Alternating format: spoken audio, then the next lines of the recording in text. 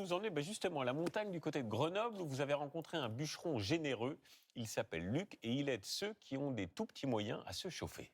C'est ça, parce que vous savez, quand on abat un arbre, eh bien, c'est surtout le tronc qui a la valeur, et qui a de la valeur. Souvent, les branches, elles n'intéressent pas les marchands de bois, et c'est là que Luc Segner, c'est son nom, intervient. Il va dans les forêts récupérer le bois qui reste après le passage des bûcherons.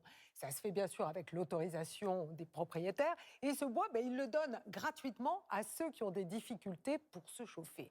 Avec Perrine Aubert, on l'a suivi, et vous allez voir, c'est un énorme travail. Regardez.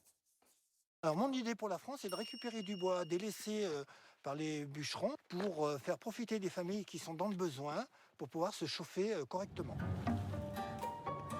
2 degrés au thermomètre. Petite brume, pluie glaciale. On ne va pas vous raconter des cracks. Ce matin-là, on serait bien resté au lit. Mais qu'est-ce que c'est beau! Ça grimpe là. Tiens, un tas de bois. On approche. Luc et Jean-Daniel nous attendent au pied de la Chartreuse, sur ce terrain. Bonjour Luc. Le Bonjour. propriétaire a fait couper des arbres. Vous êtes en plein chantier là. Il m'a dit, écoutez, moi je fais couper tous les arbres, vous récupérez les branches. Je les donne pour l'association. Les branches, c'est ce qui reste après le passage des bûcherons. Luc en a fait son combat. Pour que rien ne se perde, il les récupère, il en fait des bûches pour la cheminée. Voilà, Ça, c'est le bon calibre, ça? ça c'est le bon calibre. Voilà, c'est au-dessous, c'est pour allumer le feu. Ces chutes, son association Forêt Chauffante les propose gratuitement aux familles démunies. Une fois les branches descendues, il faut les débiter. Un travail de titan. Jean-Daniel est venu lui donner un coup de main. Nous, on a fait ce qu'on a pu.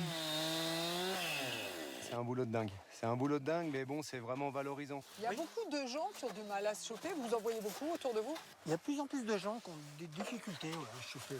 Ouais. Ils arrêtent le chauffage électrique, ils prennent le bois, ils ont du mal à acheter du bois parce que ça a énormément augmenté. D'habitude, les bénéficiaires viennent chercher le bois sur place. Ce jour-là, Luc fait une exception. Il nous emmène livrer des bûches. Alors là, on va chez qui? Je connais pas du tout la dame et elle a besoin de bois, donc je vais lui en amener. À 68 ans, il n'est toujours pas à la retraite. Entre les coupes et les livraisons, l'association occupe tout son temps libre.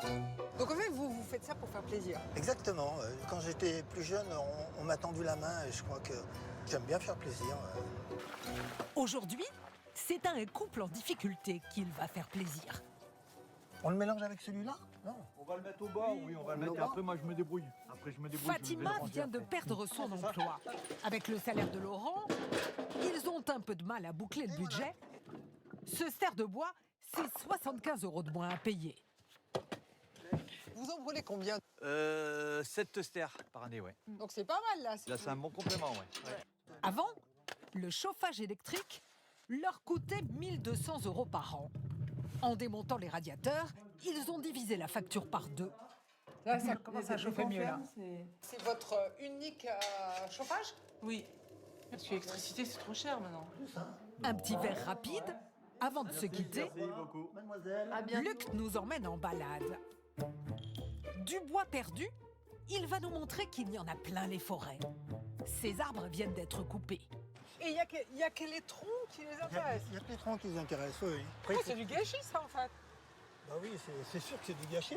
Le reste, trop de travail. Pas assez rentable pour les marchands de bois. Là, ils ont coupé, ils ont laissé des branches. Voilà. Et donc ça, personne n'en fera rien. Non, je connais pas le propriétaire, c'est bien dommage. Impossible de récupérer ces chutes sans l'autorisation du propriétaire. La règle s'applique aussi aux particuliers. Anne et Stéphane ont tout de suite dit oui. Ils vont abattre 2 arbres sur leur terrain. Donc les frênes, ils sont Le là. premier frêne. Pour les frênes, il y en a un autre là-bas, là au-dessus. Ils sont d'accord pour offrir leur bois. Ouais, il y a tellement de gens qui sont dans la difficulté en ce moment.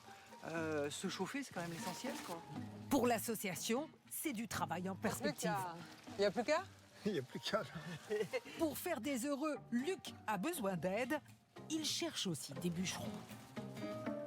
Étonnant. Justement,